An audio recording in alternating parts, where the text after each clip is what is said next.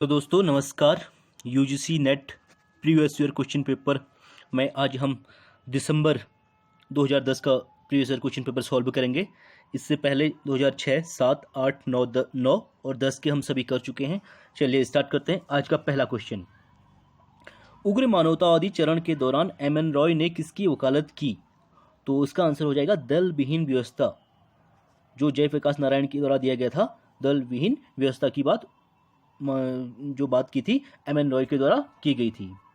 अगले क्वेश्चन की बात करेंगे। अंबेडकर ने अपनी पुस्तक द अनटचेबल में अछूत उद्भव के लिए निम्नलिखित में से कौन सा सिद्धांत प्रस्तुत किया? तो इसका आंसर हो जाएगा सी, यानी अछूत का बौद्ध धर्मी उद्भव। नेक्स्ट क्वेश्चन की बात करेंगे। सेंट ऑगस्टाइन की द सिटी ऑफ गॉड को निम्नलिखित पर प्रथम पुस्तक समझा जाता है? तो इसका आंसर हो जाएगा डी, ईसाई धर्म का दर्शन। जैसे ही सनातन धर्म या हिंदू धर्म की बात करें गीता, वैसे ईसाई धर्म का यह द सिटी ऑफ गॉड को जाना जाता है। अगले क्वेश्चन की बात करेंगे। अतिकल्पना के आविष्कार के रूप में प्राकृतिक अधिकारों को किसने दोषी पाया? तो प्राकृतिक अधिकारों को दोषी पाया था रूसो के द्वारा। इसका आंसर हो जाएगा सी। नेक्स्ट क्वेश्चन, पूंजीवादी व्यवस्था के अंदर एक व्यक्ति की स्वतंत्रता को बचाने के लिए छुटपुट समायोजनों के सुझाव किस सिद्धांत ने दिए? तो इसका आंसर हो जाएगा उदारवादी व्यक्ति सिद्धांत। इसका आंसर सी। अगले क्वेश्चन की बात करेंगे। इस बात पर किसने जोर दिया कि सरकार का प्रकार आर्थिक एवं भौगोलिक कारकों पर निर्भर करता है? तो इसका जो आंसर हो जाएगा ए, जीन बोर्डिन के द्वारा कहा गया था। नेक्स्ट क्वेश्चन की बात करेंगे। अहिंसा के साथ साथ सत्याग्रह को मिला देने से आप विश्व को अपने कदमों में ले आएंगे, जो स्टेटमेंट जो है महात्मा गांधी जी के द्वारा दिया गया था। Answer we. अगले क्वेश्चन की बात करेंगे। द्वंद्वात्मक पद्धति सर्वप्रथम किसके द्वारा प्रतिपादित की गई थी? तो इसका आंसर बी, हीगल के द्वारा। नेक्स्ट क्वेश्चन की बात करेंगे। कथन और कारण बताया गया है। राज्य न तो प्रभु के हाथ का कार्य है, न ही सर्वोच्च भौतिक शक्तियों का परिणाम है, न ही संकल्प या रूढ़ि की उत्पत्ति है, न ही परिवार का मात्र विस्तार है। राज्य प्राकृतिक विकास की संस्था है। तो इसका आंसर हो जाएगा ए, दोनों सही हैं और उसकी व्याख्या भी सही है। अगले क्वेश्चन की बात करेंगे। फिर कथन और तर्क दिया गया है। मानव चेतना स्वतंत्रता की चाह करती है, स्वतंत्रता अधिकारों की मांग करती है और अधिकार राज्य की मांग करते हैं। यह स्टेटमेंट जो है ग्रीन के द्वारा दिया गया था। और राज्य का संविधान अधिकारों की अत्यधिक सुरक्षित गारंटी है। तो इसका आंसर भी ए हो जाएगा, यानी दोनों सही हैं और उसकी व्याख्या सही है। अगले क्वेश्चन की बात करें तो सूची 1 को सूची 2 से मिलाने की बात कर रहा है। सबसे पहले है सैमुअल पी हंटिंगटन। तो सैमुअल पी हंटिंगटन ने जो दिया था, क्या दिया था? फॉल्ट लाइन्स ऑफ सिविलाइजेशन की बात करी थी, यानी कि तीसरा। जॉन रॉल्स की बात करें, theory of justice, John Rawls का हो जाएगा। समीर अमीन की बात करें, डिपेंडेंसी की बात करी थी। और रोनाल्ड एच चिलकोटे ने जो है पॉलिटिकल इकोनॉमी की बात की थी। इसका आंसर डी हो जाएगा। एक बार इसे आप अच्छे से देख सकते हैं। नेक्स्ट क्वेश्चन की बात करेंगे। अनहिलेशन ऑफ कॉस्ट की कृति किसके द्वारा लिखी गई थी? तो इसका आंसर हो जाएगा सी, वी.आर. अम्बेडकर के द्वारा। नेक्स्ट क्वेश्चन की बात करेंगे। तुलनात्मक राजनीति एवं राजनीति संबंधित है। राजनीतिक व्यवस्था की क्षमताओं की अवधारणा निम्नलिखित में से किसने दी है? तो राजनीतिक जो क्षमताओं की बात की थी लुसियन पाई के द्वारा कही गई थी। अगले क्वेश्चन की बात करेंगे। दबाव समूह की भूमिका किसके कल्याण तक सीमित है? तो सिर्फ उसके अपने सदस्यों के कल्याण तक सीमित है। जो प्रेशर ग्रुप होता है, दबाव समूह अपने सदस्यों के हितों की बात करता है। नेक्स्ट क्वेश्चन की बात करेंगे। Political order in changing society जो है, यह एस.पी. हंटिंगटन की बुक है, बहुत ही इंपॉर्टेंट बुक है। इसका आंसर सी हो जाएगा। नेक्स्ट क्वेश्चन है सूची 1 को सूची 2 से मिलाने की बात कर रहा है। विल्फ्रेड प्रेटो की बात करें, प्रेटो ने जो है अभिजनों का संचरण की बात की थी। कार्ल ड्यूस की बात करें तो इन्होंने संप्रेषण की बात की थी, यानी डी आई भी हो जाएगा, राजनीतिक संप्रेषण। मैक्स वेबर ने नौकरशाही का सिद्धांत दिया था। और डेविड एप्टर की बात करें तो आधुनिकीकरण की राजनीति की बात की गई थी। एक बार इसे अच्छे से और देख सकते हैं आप, क्योंकि इससे आपके 4 या 5 क्वेश्चन बन जाते हैं। नेक्स्ट क्वेश्चन की बात करेंगे। निम्नांकित का सही अनुक्रम क्या है? तो इसका आंसर हो जाएगा सी, यानी कि सबसे पहले यूनाइटेड किंगडम में गौरवपूर्ण या गौरवमयी क्रांति की बात करेंगे। दूसरा यूएसए में नागरिक अधिकार आंदोलन। और तीसरा हो जाएगा भारत का प्रथम आम चुनाव। और अंतिम हो जाएगा स्वतंत्र देशों का राष्ट्रमंडल। आप डेट देख सकते हैं। यूनाइटेड किंगडम में गौरवमयी क्रांति जो है 1688, ये सभी को पता है। यूएसए में नागरिक अधिकार आंदोलन 1920 में हुआ था। और भारत का प्रथम आम चुनाव 1952 में हुआ था। और स्वतंत्र देशों का राष्ट्रमंडल 1991 यूनाइटेड किंगडम के पूर्ववर्ती प्रधानमंत्रियों का सही अनुक्रम क्या है? तो इसका आंसर हो जाएगा डी, सबसे पहले डिजरेली आ जाएंगे। उसके बाद विंस्टन चर्चिल, चर्चिल के बाद श्रीमती मार्गरेट थैचर आ जाएंगे और अंतिम जो आ जाएंगे टोनी ब्लेयर आ जाएंगे। फिर स्टेटमेंट दिया गया है, ठीक है, इसको देखिए। संसद के आनुवांशिक द्वितीय सदन की मौजूदगी समानता के सिद्धांत के विरुद्ध है। समानता का अर्थ विशिष्ट विशेषाधिकारों की अनुपस्थिति है। तो इसका आंसर भी ए हो जाएगा और इसकी व्याख्या भी सही है, दोनों स्टेटमेंट सही हैं। फिर कथन और तर्क दिया गया है, इसको भी देखिए। लोकतांत्रिक देश में सरकार वर्ग और संपत्ति के अंतरों की उपेक्षा करती है। लोकतांत्रिक देश में वोट देने और राजनीति में सहभागिता करने का अधिकार इस तथ्य से निर्धारित होता है कि वह वयस्क नागरिक है। तो इसका आंसर बी, दोनों राइट है, पर इसकी व्याख्या सही नहीं है। देखिए दोस्तों, आप इस वीडियो को देखते रहिए, धीरे धीरे ये क्वेश्चन आपको बिल्कुल ही इस तरीके से याद हो जाएंगे और आप वहाँ पे पेपर किसी भी तरीके से आएगा तो आप क्वेश्चन सही कर जाएंगे। नेक्स्ट क्वेश्चन की बात करेंगे। पुस्तक administration in developing countries the theory of prismatic society निम्नलिखित में से किसने लिखी थी? तो इसका फ्रेडरिक रिक्स के द्वारा लिखी गई पुस्तक है। अगले क्वेश्चन की बात करेंगे। व्हिटले काउंसिल का सर्वप्रथम उद्भव कहाँ हुआ था? तो व्हिटले काउंसिल जो सबसे प्रथम बनाई गई थी, इंग्लैंड में बनाई गई थी। इसका आंसर सी। अगले क्वेश्चन की बात करेंगे।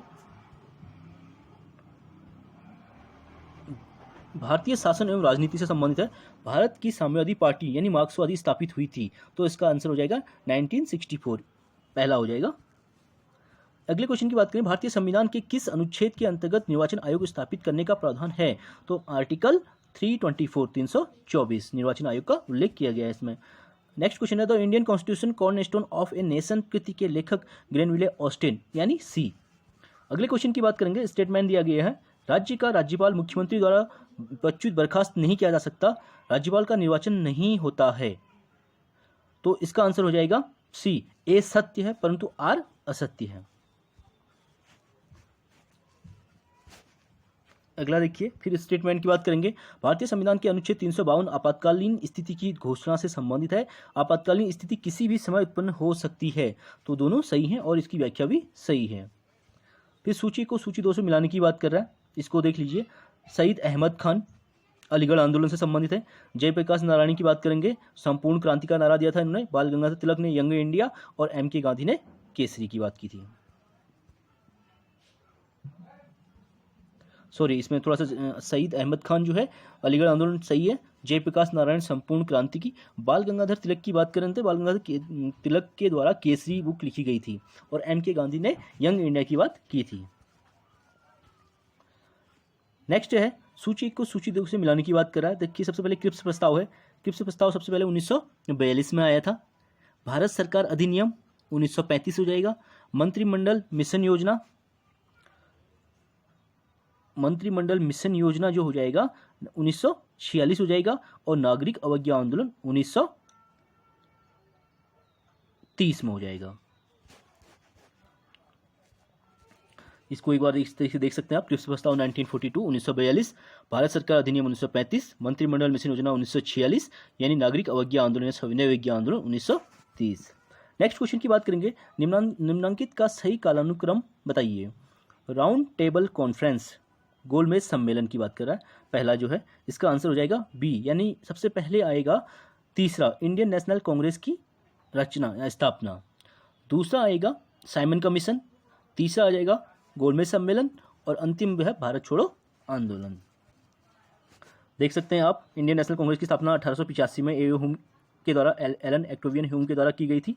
साइमन कमीशन 1928 में भारत आया था जिसमें लाला लाजपत राय की डेथ हो गई थी। और राउंड टेबल कॉन्फ्रेंस गोलमेज सम्मेलन जो है 1930 से 32 तक चले थे।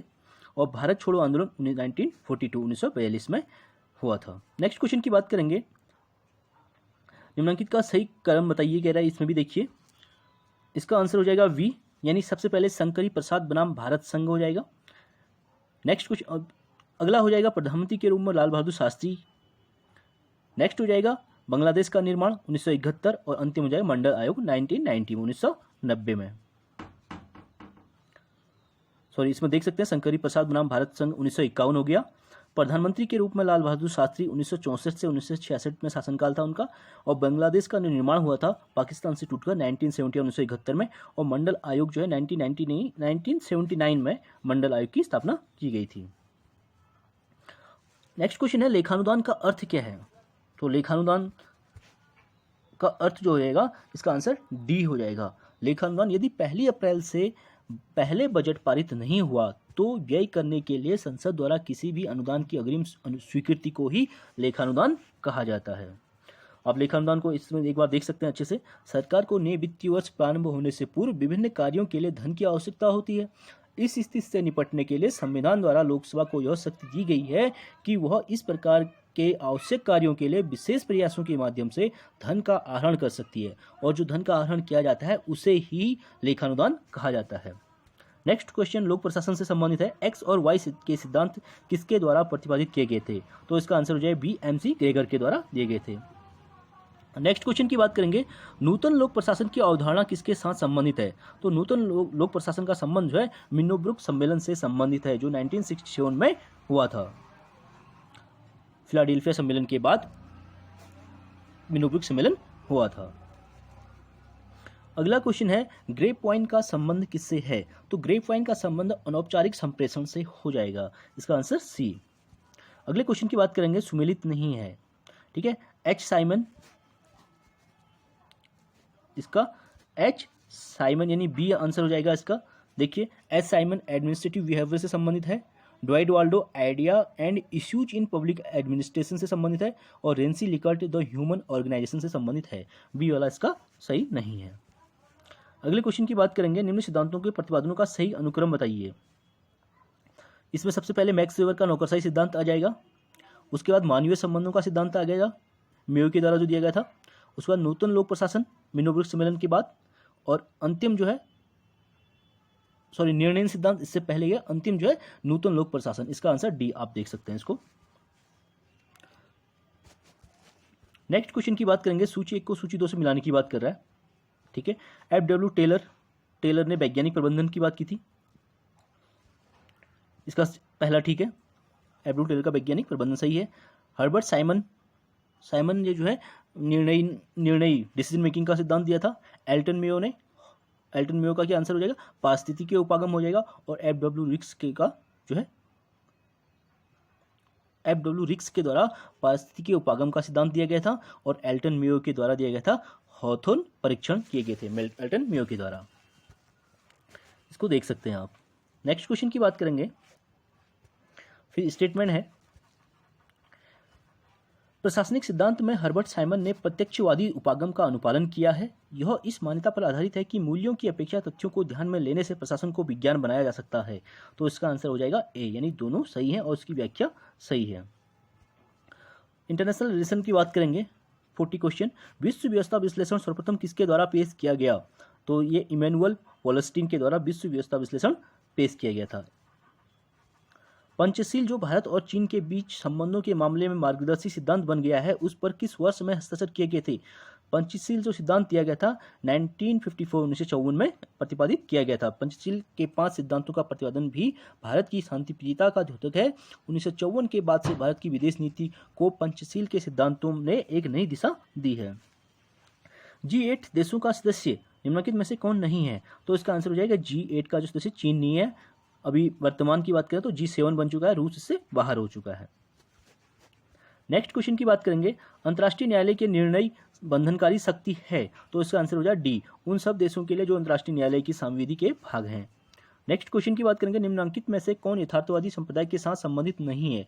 तो इसका हो जाएगा एल्डो हेक्सले जो है यथार्थवादी विचारक नहीं है। बाकी मैक्स वेबर, H.E.H. कार और हंस जे मार्गेनथाउ जो है यथार्थवादी विचारक हैं। नेक्स्ट क्वेश्चन है, कथन और स्टेटमेंट तर्क दिया गया है, सामूहिक सुरक्षा सेल तक रॉक बॉटम सिद्धांत पर निर्भर करती है कि किसी एक देश पर आक्रमण तमाम देशों पर आक्रमण समझा जाएगा, युद्धों का होना संभावित रहता है और कि उन्हें रोकने की जरूरत रहती है। तो इसका आंसर बी हो जाएगा। दोनों सही हैं लेकिन व्याख्या सही नहीं है। फिर अगला क्वेश्चन है, अभिकथन और तर्क दिया गया है, यथार्थवादी के लिए सर्वकुंजी राष्ट्रीय हित की अवधारणा है जिसकी व्याख्या राष्ट्रीय हित के संबंध में की गई है। तर्क हो जाएगा, राजनीतिक यथार्थवाद राष्ट्रीय हित का स्थिर अर्थ लगाता है।